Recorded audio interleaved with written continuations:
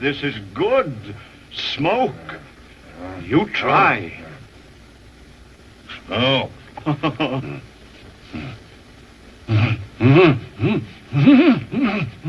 Good, good. Good.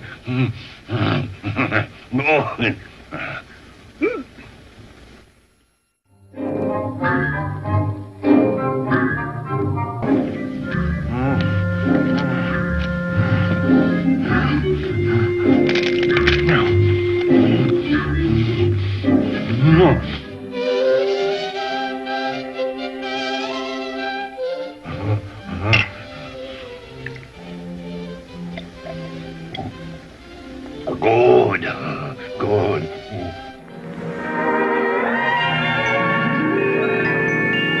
Alone, bad, friend, good, friend, good.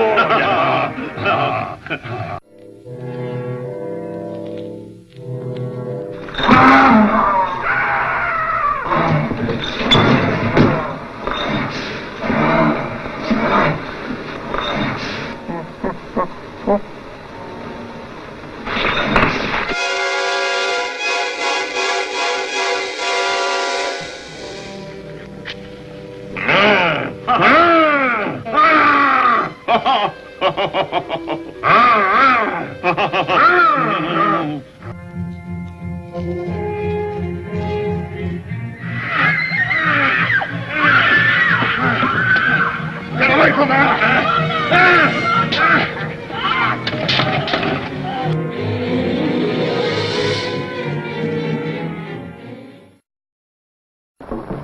It's stimulating, mind-expanding, safer to use than alcohol.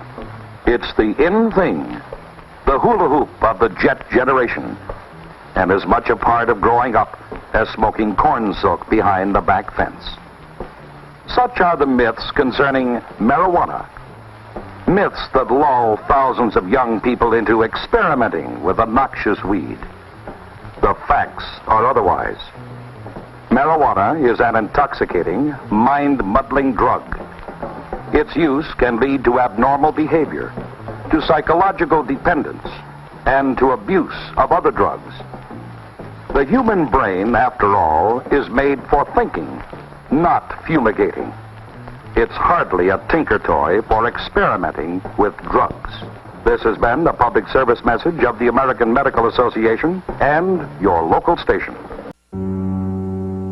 Marijuana has been an enemy of the state since the first federal law was enacted against it in 1937. Since that time, 20 million Americans have been arrested, convicted, and incarcerated for using the most popular drug in the world.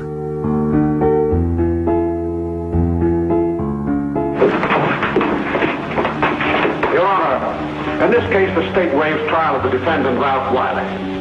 It is convinced that he is hopelessly and incurably insane, a condition caused by the drug marijuana to which he was addicted. The law is only one deterrent, and not that effective. The government relied on something else: education films. This harmless-looking cigarette is cloaked in many innocent disguises. But light the match, inhale the smoke, and it becomes an invitation to your own murder. They had to now control something that was growing all over the United States as a weed. So they relied mostly on words because they didn't have many other resources to devote to it. I think a lot of people have seen Reefer Madness.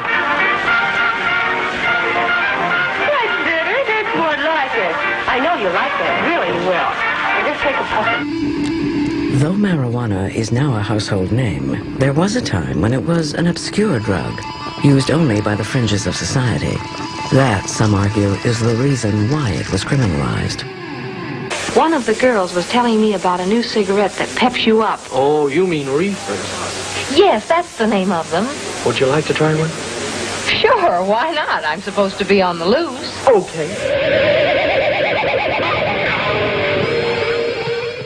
Marijuana's trip from a weed to America's archenemy in a $400 billion drug war begins with its chemistry.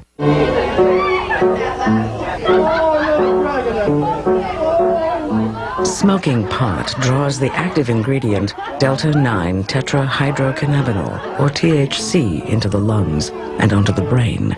There it suppresses the neurons, causing a distortion of perception and time, a lack of coordination, and sometimes uncontrollable hilarity.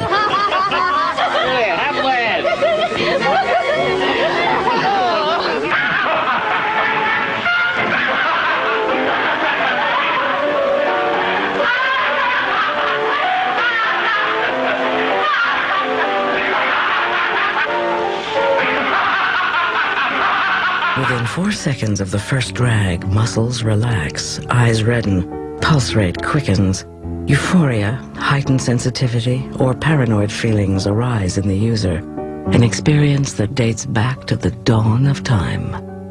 Herodotus records some of the earliest uses of cannabis by the Scythians, and what they did was they would build a big bonfire in the middle of the camp, and they would heap a bunch of marijuana on top of it, and then they would throw a tent over it, and they would all go under the tent and breathe the smoke. And that way they consumed it.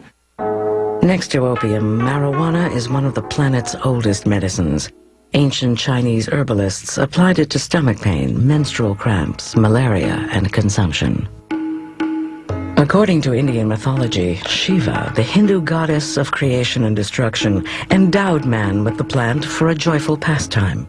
An apt legacy for the drug of the generation that preached free love, challenged authority, and was out to change the world.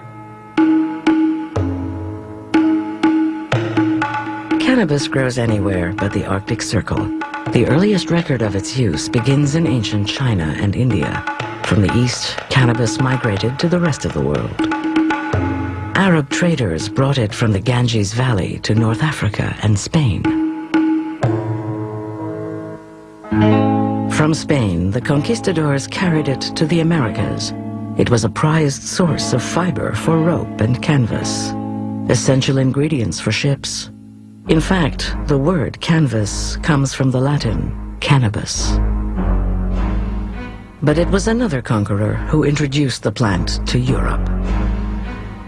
1804, Napoleon Bonaparte triumphs in Egypt. During the conquest, his army is introduced to an intoxicant unseen in Europe. Unlike in France, where intoxicants are drunk, this one is smoked. The soldiers fancy cannabis over brandy because it doesn't cause hangovers, and carry it back to France as a spoil of war. In Paris, it finds favor with the bohemian set, with artists, authors, students, and prostitutes. The poet Baudelaire writes under its spell. One must be forever drunken if you would not feel the horrible burden of time that bruises your shoulders and bends you to the earth. You must be drunken without cease, with wine, with poetry, with what you please. Be drunken without end. From Paris, it travels to London as a smoking substance and an extract in medicine. Ladies of high society eat hashish confections to lower fevers, ease stomach pains, or any ache at all. Even a queen finds a use for the drug. Queen Victoria used it for menstrual cramps. It was used for insomnia, especially for tuberculosis patients who had lost their appetites. It was also used recreationally. The drug's next stop is New York, where cannabis and hashish become one of the many ingredients in America's unregulated patent medicine industry. The writer Fritz Hugh Ludlow uses it as a recreational intoxicant, after first taking it for a toothache. With continued use, Ludlow becomes addicted. He writes about his experience in Diary of a Hashish Eater in 1857. When I shut my eyes, I dwelt in a delicious land of dreams. On the wings of a speechless music, I floated through the air, and in the cloud valleys played hide and seek with meteors. Sometimes these accounts magnified and glamorized the drug experience and encouraged many people to follow suit. Interestingly enough, Fitzhugh Ludlow became one of the most ardent and earliest supporters of drug regulation through law in the 19th century, writing quite a few stories for Harper's and for various popular magazines on drug addiction in the United States, trying to bring awareness to it.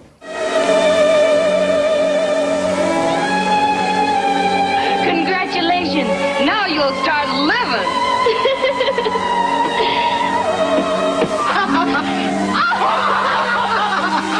My head is so light it feels like it's floating. That's because your troubles are all gone. Try another puff.